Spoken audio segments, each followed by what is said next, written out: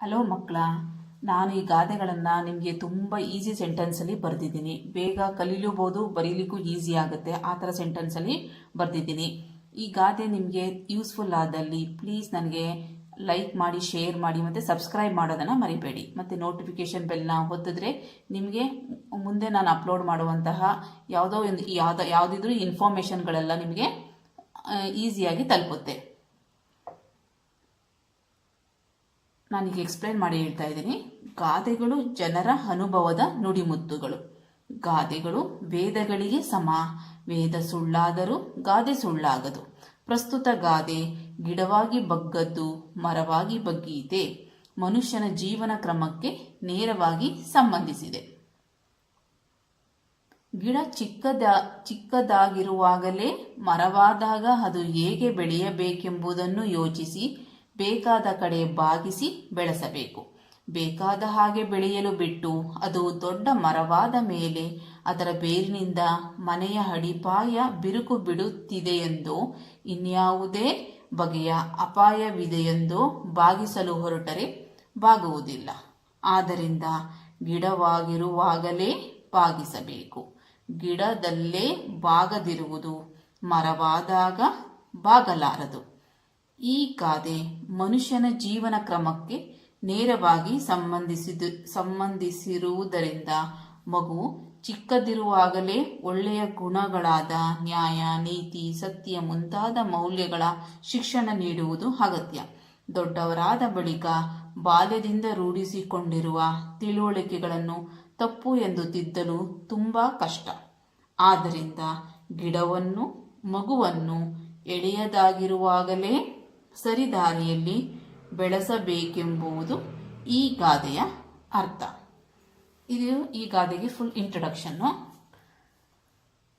ಗಾದೆಗಳು ಯಾವಾಗಲೂ ಜನರ ಅನುಭವದ ನುಡಿಮುತ್ತುಗಳು.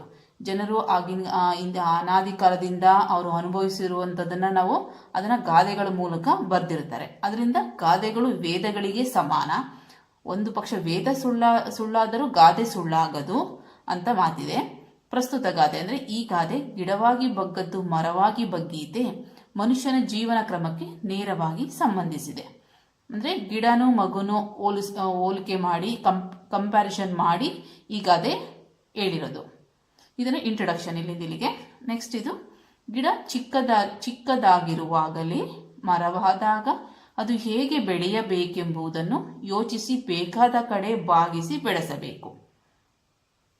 ಬೇಕಾದ ಹಾಗೆ ಬೆಳೆಯಲು ಬಿಟ್ಟು ಅದು ದೊಡ್ಡ ಮರವಾದ ಮೇಲೆ ಅದರ ಬೇರಿನಿಂದ ಮನೆ ಅಡಿಪಾಯ ಬಿರುಕು ಬಿಡುತ್ತಿದೆಯೆಂದೋ ಇನ್ಯಾವುದೇ ಬಗೆಯ ಅಪಾಯವಿದೆಯೆಂದೋ ಬಾಗಿಸಲು ಹೊರಟರೆ ಬಾಗುವುದಿಲ್ಲ. ಅಂದರೆ ನಾವು ಗಿಡಗಳನ್ನು ನೆಡಬೇಕಾದ್ರೆ ಮರ ಆದಾಗ ಅದು ಹೇಗಿರುತ್ತೆ ಅಂದರೆ ಯೋಚನೆ ಮಾಡಬೇಕು. ಮನೆ ಪಕ್ಕದಲ್ಲಿ ನೆಡಬಾರ್ದು, ಸ್ವಲ್ಪ ಡಿಸ್ಟೆನ್ಸ್ ಬಿಟ್ಟು ಅದನ್ನು ನೆಡಬೇಕು. ಪಕ್ಕದಲ್ಲೇ ನೆಟ್ಟರೆ ಗಾಳಿ ಬೆಳಕು ಬರಲ್ಲ. ಅದ್ರ ಬೇರುಗಳು ಹೋಗಿ ಅಂದರೆ ಫೌಂಡೇಶನ್ ಕೆಳಗಡೆ ಹೋಗಿ ಸೇರಿಕೊಂಡಾಗ ಮನೆ ಬಿರುಕು ಬಿಡೋ ಚಾನ್ಸಸ್ ಇರುತ್ತೆ. ಆವಾಗ ತುಂಬ ಕಷ್ಟ ಆಗುತ್ತೆ. ಆವಾಗ ಏನೂ ಮಾಡೋಕ್ಕಾಗಲ್ಲ, ಮರ ಕಡಿಬೇಕಾಗತ್ತೆ. ಅದರಿಂದ ನಾವು ಗಿಡ ನೆಡಬೇಕಾದ್ರೇ ಎಲ್ಲಿ ನೆಡಬೇಕು, ಹೇಗೆ ನೆಡಬೇಕು, ಜೊತೆಗೆ ಅದು ಭಾಗದಾಗ ಚಿಕ್ಕದ ಗಿಡ ಆಗಿರುವಾಗ ನಾವು ಅದನ್ನು ಸ್ಟ್ರೇಟ್ ಮಾಡಿ ಒಂದು ಸಪೋರ್ಟ್ ಕೊಟ್ಟರೆ ಅದು ಸ್ಟ್ರೇಟಾಗೇ ಹೋಗುತ್ತೆ. ಅದೇ ಥರನೇ ಅದೇ ಇದರ ಅರ್ಥ. ಆದ್ದರಿಂದ ಗಿಡವಾಗಿರುವಾಗಲೇ ಬಾಗಿಸಬೇಕು. ಗಿಡದಲ್ಲೇ ಬಾಗದಿರುವುದು ಮರವಾದಾಗ ಬಾಗಲಾರದು. ಈ ಗಾದೆ ಮನುಷ್ಯನ ಜೀವನ ಕ್ರಮಕ್ಕೆ ನೇರವಾಗಿ ಸಂಬಂಧಿಸಿರುವುದರಿಂದ ಮಗು ಅಂದರೆ ಇಲ್ಲಿ ಗಿಡನ ಯಾವುದಕ್ಕೆ ಹೋಲಿಸ್ತಾ ಇದ್ದಾರೆ? ಮಗು ಚಿಕ್ಕದಾಗಿರುವಾಗ ಅಂದರೆ ಮನುಷ್ಯರಿಗೆ ಹೋಲಿಸಿ ಹೇಳ್ತಾ ಇದ್ದಾರೆ. ಮಕ್ಕಳನ್ನ ನಾವು ಚಿಕ್ಕವರಿರುವಾಗಲೇ ಒಳ್ಳೆಯ ಗುಣಗಳನ್ನ ಹೇಳ್ಕೊಡ್ಬೇಕು. ಇದು ತಪ್ಪು, ಇದು ಸರಿ, ಇದನ್ನ ಮಾಡಬಾರ್ದು ಅಂತ ಹೇಳ್ಕೊಡ್ಬೇಕು. ಇಲ್ಲ ಅಂತಂದ್ರೆ ಏನು ಮಾಡ್ತಾರೆ ಅವರು? ದೊಡ್ಡವರಾದ ಮೇಲೂ ಅದು ಯಾವುದು ತಪ್ಪು ಸರಿ ಅಂತ ಗೊತ್ತಿಲ್ಲದೆ ಮಾಡಿದಾಗ ಅದನ್ನು ನಾವು ತಿದ್ದಕ್ಕೆ ತುಂಬ ಕಷ್ಟ ಆಗುತ್ತೆ. ಒಂದೊಂದ್ಸರಿ ಸಾಧ್ಯನೇ ಆಗೋದಿಲ್ಲ. ಅದೇ ಮಗು ಚಿಕ್ಕದಿರುವಾಗಲೇ ಒಳ್ಳೆಯ ಗುಣಗಳಾದ ನ್ಯಾಯ, ನೀತಿ, ಸತ್ಯ ಮುಂತಾದ ಮೌಲ್ಯಗಳ ಶಿಕ್ಷಣ ನೀಡುವುದು ಅಗತ್ಯ. ಅಂದರೆ ಮಕ್ಕಳಿಗೆ ಚಿಕ್ಕ ವಯಸ್ಸಿನಿಂದಲೇ ಮಸ್ಟ್ ಆ್ಯಂಡ್ ಶುಡ್. ಆವಾಗ ನಾವು ಈ ತಪ್ಪು ಈ ಸರಿ ಅಂತ ಹೇಳ್ಕೊಟ್ಟಾಗ ಅದು ಅದೇ ಥರ ಬೆಳ್ಕೊಂಡ್ಬರ್ತಾರೆ ಅವರು. ಆವಾಗ ಯಾವ ತಪ್ಪು ಯಾವ ಸರಿ ಅಂತ ಅವ್ರಿಗೆ ಗೊತ್ತಿರುತ್ತೆ. ದೊಡ್ಡವರಾದ ಬಳಿಕ ಬಾಲ್ಯದಿಂದ ರೂಢಿಸಿಕೊಂಡಿರುವ ತಿಳುವಳಿಕೆಗಳನ್ನು ತಪ್ಪು ಎಂದು ತಿದ್ದಲು ತುಂಬ ಕಷ್ಟ.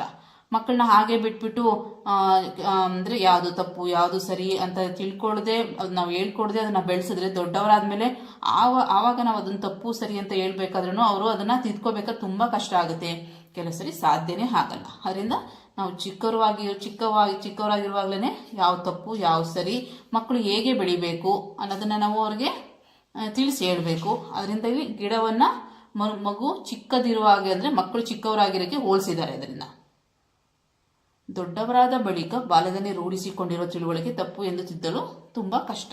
ಆದ್ದರಿಂದ ಗಿಡವನ್ನು ಮಗುವನ್ನು ಎಳೆಯದಿರುವಾಗಲೇ ಅಂದರೆ ಚಿಕ್ಕದಿರುವಾಗಲೇ ಮರ ಆದರೆ ಚಿಕ್ಕದಿರುವಾಗಲೇ ಮಗುವನ್ನಾದ್ರೆ ಎಳೆಯದಿರುವ ಅಂದರೆ ಚಿಕ್ಕವರಾಗಿರುವಾಗಲೇ ಸರಿ ದಾರಿಯಲ್ಲಿ ಬೆಳೆಸಬೇಕೆಂಬುದು ಈ ಗಾದೆಯ ಅರ್ಥ. Thank you very much.